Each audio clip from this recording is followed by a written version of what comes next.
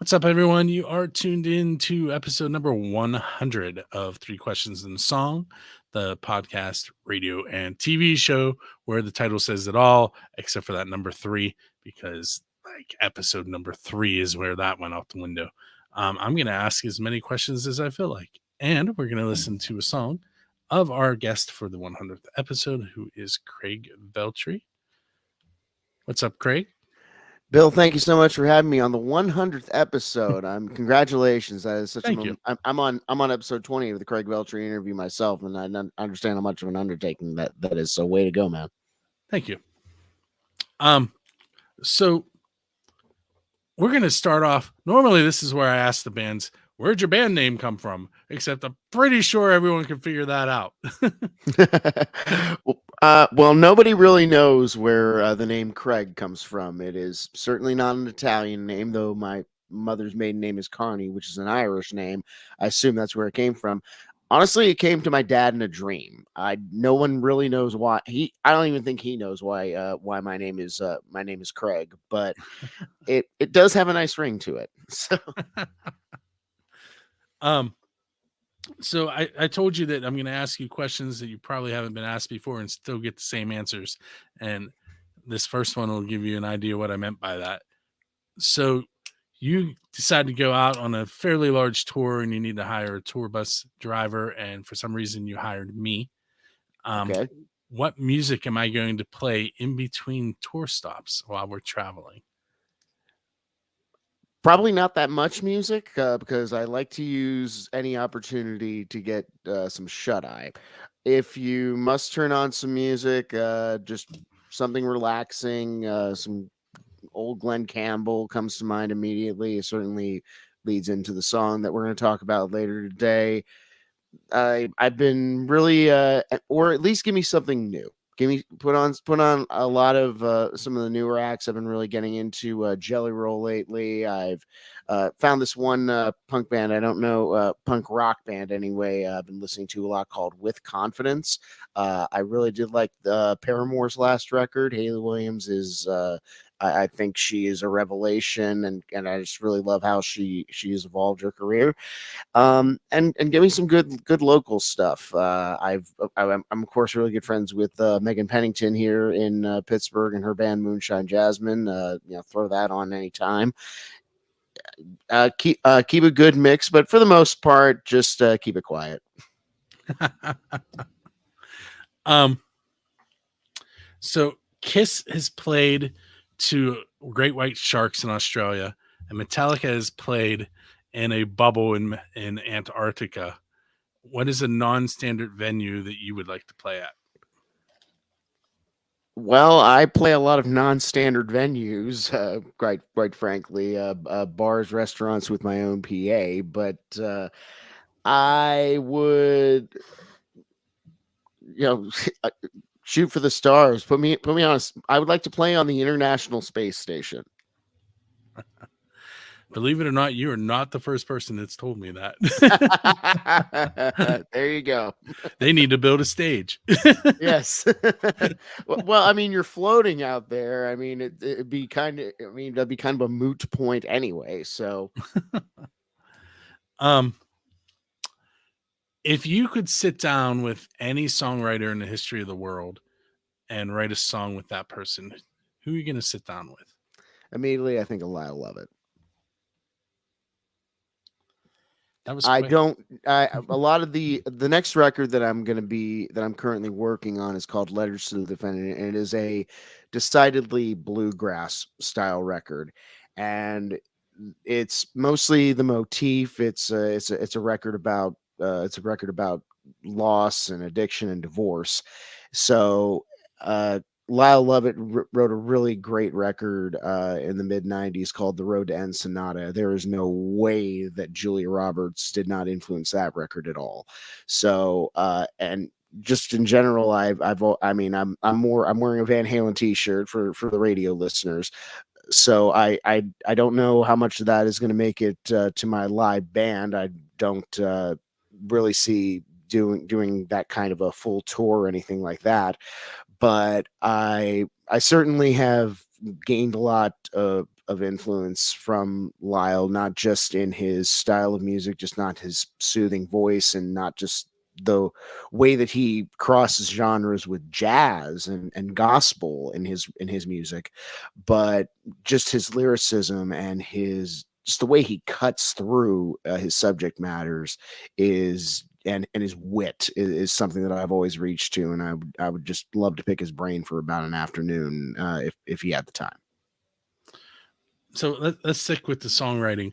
How does your songwriting process work? Does it come to you in a dream, like your name came to your dad, or um, like how's that go?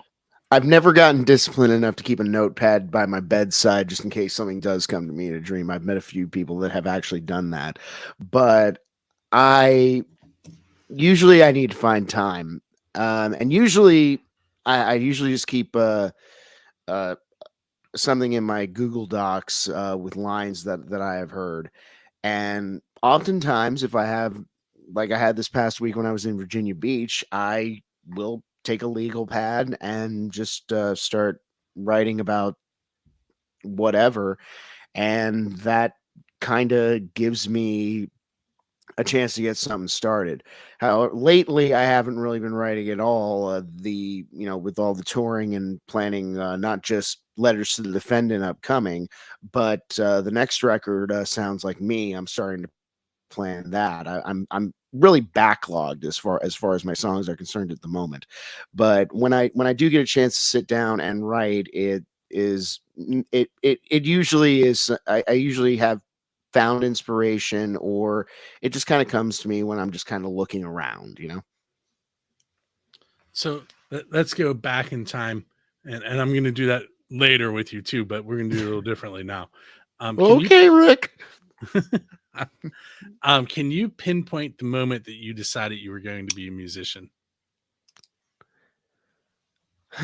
The moment that I realized that money could be made off of it, I was 18 years old, and my chorus class had gotten the opportunity to sing in the National Youth Choir at Carnegie Hall. After we had done the performance, and it was a marvelous experience. The professor who led it, I learned more from him in a week than I did all the years in choral training up to that point. But we're walking through Times Square with me and a couple of my friends, and we come across these guys who were stranded, and they're trying to get some money so they can get back to their car in New Jersey. I schlep it back the 6 blocks back to my hotel, grab my guitar, set up the case, and play for about an hour. And within that hour, I made those guys $300, Wow.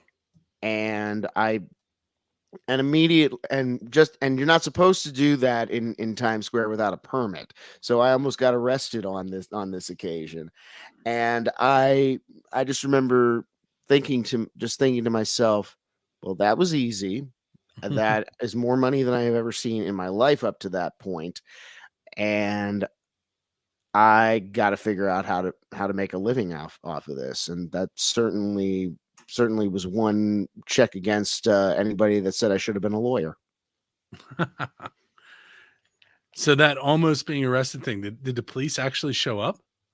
I was told that a cop was around the corner waiting for me to either pack up or cuff me. So I had a couple of altos looking out for me. So um, so you're leaving one of your shows, and there's a DeLorean sitting there with his door open and a flux capacitor in the back. Um, where are you where are you going in the time um what do they call that? The space time continuum, and what band are you hanging out with while you're there? hmm. Well, I wear the Van Halen shirt. I would definitely love to go back and see Van Halen in their prime. Probably would just go back to Sunset Strip circa 1983, just all that debauchery. I'm older now and I'm sober, But so that would just be like kind of like a fact finding mission for me. But uh as far as but a DeLorean, honestly, if I had a DeLorean, it would be November 22nd, 1963, Dallas, Texas, to see what actually happened in Dealey Plaza. So I think that might be the first time that's where that question went. yeah. That's actually where the question came from, though. I was at I'm a teacher, and I was in Yeah. an in-service, and I was teaching social studies at the time, and one of the high school teachers asked me if I could go back in time, what important point in history would I go to?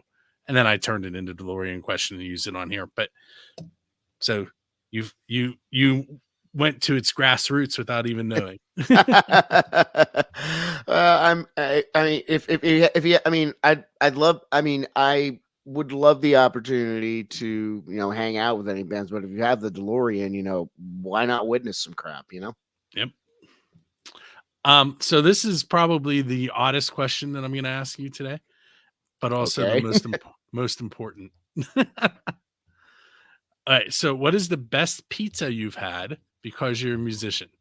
So it could be at a recording studio, on your way to or from a show, at a show.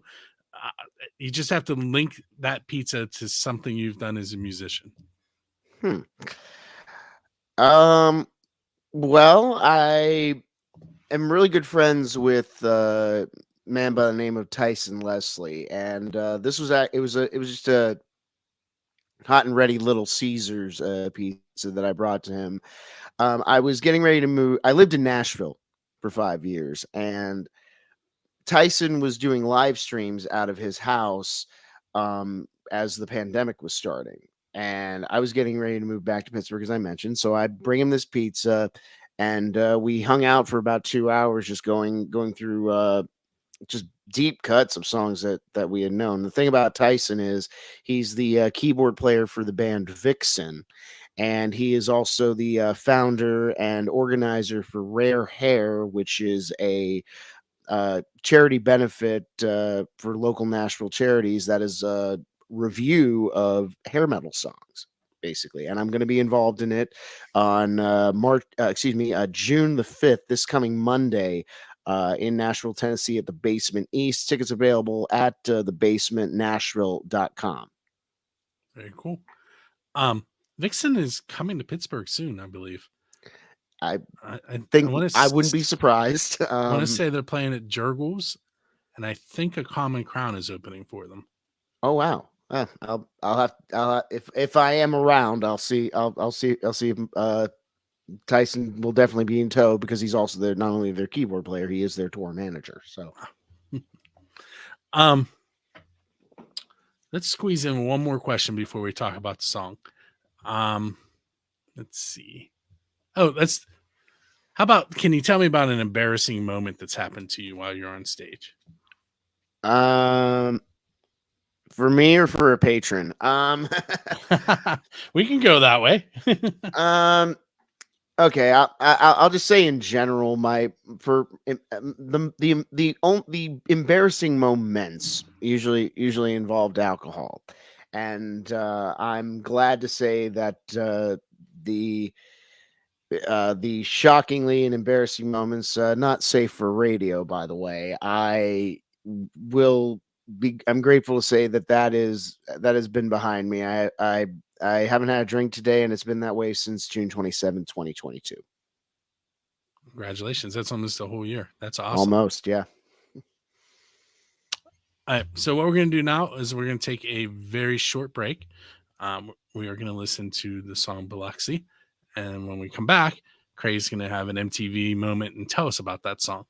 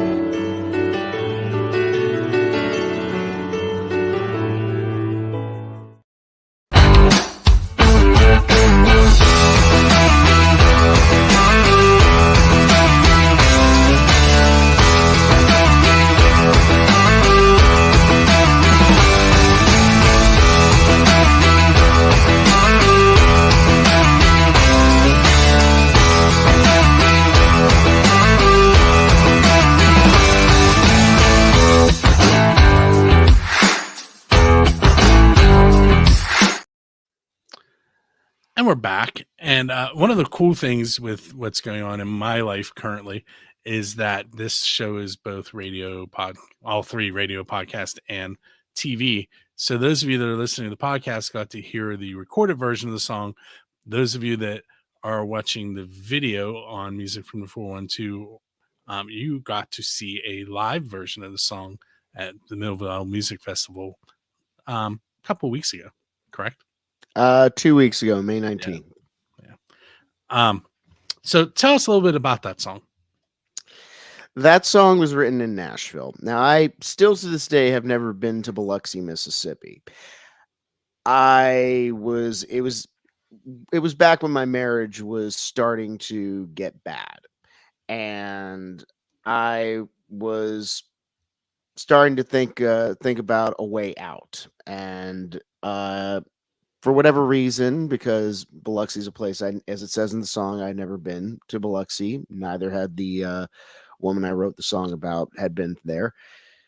Be a nice way to meet, and then where to? Anywhere else. So the song's about a rendezvous, and it's about running away.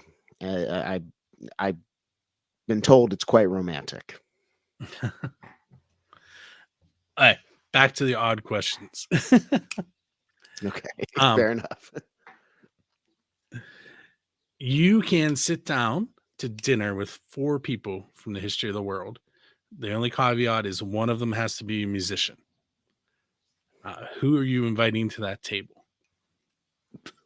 Anybody, dead or alive? Anybody dead or alive? Because you still have the DeLorean. Okay, I still have the DeLorean. Okay, well, I would say the Beatles in their prime, but I would love to find a way to get because honestly, on my interview show on Scarfire Radio, the Craig Veltri interview, I close with a questionnaire that asks a similar question: if you could have dinner with anybody dead or alive, who would it be? I took the question on my anniversary show this past week, and I said Paul McCartney as far as the person who is still alive. But Sammy Hagar, I think, would be just the best hang. My uncle Rick had met him before, and when somebody recognized him, he said, "Yeah, hey, give me a hug." So that would, the Beatles, but save a seat for Sammy. Cool, I like it. I'm sure he has a lot of interesting stories from over the years too. And even have you read his book? I have not. His autobiography. Dude basically spent, if I remember correctly, when he was young, and he had a young, basically he had to build a car engine, or at least fix a car engine, to eventually get away from his dysfunctional situation that he was living in California. It's been years since I've read the book, but he's lived, I mean, not just the from Montrose to Van Halen to what he's doing now with the Circle. He's, he didn't merely survive rock and roll, he thrived, and he's just a beacon of positivity, and I love him. I love his music. So since you mentioned Scarfire Radio in your show, you just recorded episode 20, correct? I'm lost track. I lost track of how many episodes, but I will be recording an episode this afternoon with one of my former wrestling confidants, and a guy I've known since high school, guy by the name of Manny Mack out of Charlotte, North Carolina. He is a videographer, he's a wrestling promoter, and he's just an all-around good dude that I've been looking forward to catch up with. Basically, the Craig Veltri interview is Craig Veltri interviewing anybody who has a story to tell. I modeled the show basically after Larry King. He could interview kings, queens, celebrities, rock stars, anybody. So I feel that I should give a similar. I actually had a guest ask me, "Well, who exactly is your audience?" Well, anybody who wants to meet some cool people. So, and and Manny Mac is a cool person. We've had many cool people on the show, and the shows are going up immediately after airing on Scarfire Radio's Spotify page. So if you want to check that out or any of the past episodes that are going up at the moment, please subscribe and follow Scarfire Radio on Spotify. And so I have interviewed Megan, I think 2 or 3 times. So Meg, love her. So my audience should be familiar with Scarfire Radio.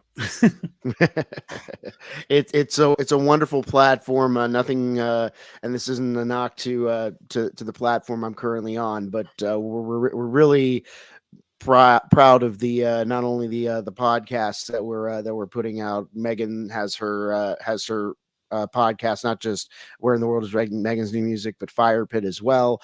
We also have some really we're finding some really great local artists and artists from around the country as well. So not a knock, but listen to Scarfire Radio and have your mind blown. Before I get too much further into this, because we're at about the 5-minute left mark. Okay. On the last episode, I had Culmination Saints, and as you know, I have homework assignment before we even start this. I tell each artist they have to ask the next artist a question. So I'm going to let them ask their question so that you can answer it. And then I sent you to check out Lau Borger's song that he did. It's a collaboration, and I'll let you ask that question after. Oh, yeah.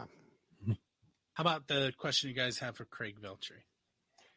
Yeah, I had a chance to check out his stuff and awesome, like polished Nashville kind of sound that he had going on. And I saw like videos that he was down in Nashville.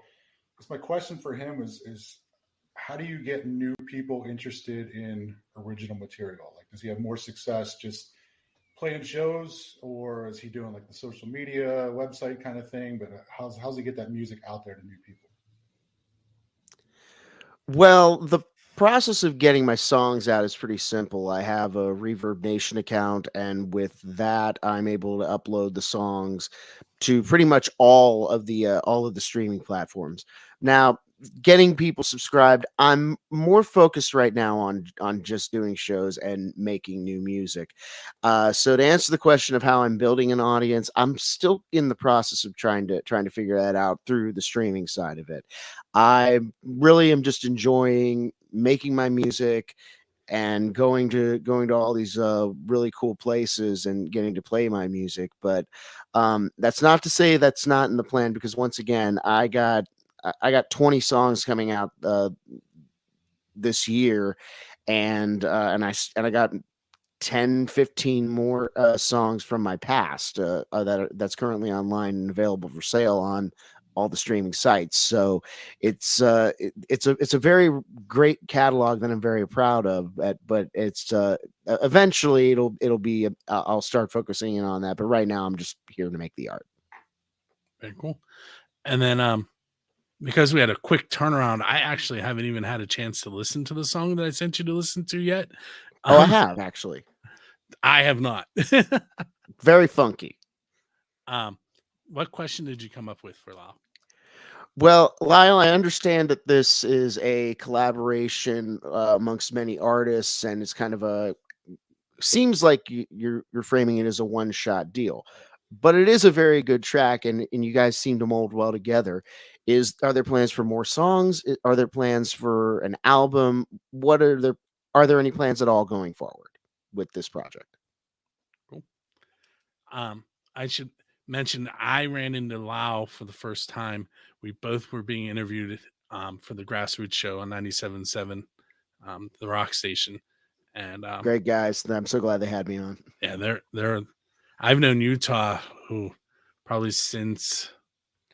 Which, by the way, if you know Utah, is the appropriate response. I'm serious. I love you, Utah. I running joke, and I didn't do it on his show, so I'm going to do it now. I actually know his real name. That's not his real name? No. Oh, tell me off air. Okay, so we have about a minute. So quickly, besides craigveltri.com, where can people find you online? You can find me everywhere. You can find me on the Craig Veltri interview every Thursday night on Scarfire Radio. You can find me on Facebook at Craig Veltri Official, Craig Veltri Music on YouTube, TikTok at Craig Veltri, or on Instagram, or as my old roommate, the Tommy Thomas, used to call it, Instagirl, at Craig.Veltri. And Twitter is basically a ghost account because, let's face it, even before Elon touched it, Twitter always sucked. Hey, we have about 20 seconds. How many shows can you tell me about in 15 seconds? Go to craigveltri.com for the full dates, including dates in Lima, Ohio, upstate New York, Myrtle Beach, South Carolina, Safety Harbor, Florida, and of course, Nashville, Tennessee, Rare Hair 16, Monster Ballads, and Broadway Pickers. Come check it out at the Basement East this Monday night. I want to thank you for being on episode 100 with me. Thanks for having me, Bill. Everybody make sure you go check out craigveltri.com.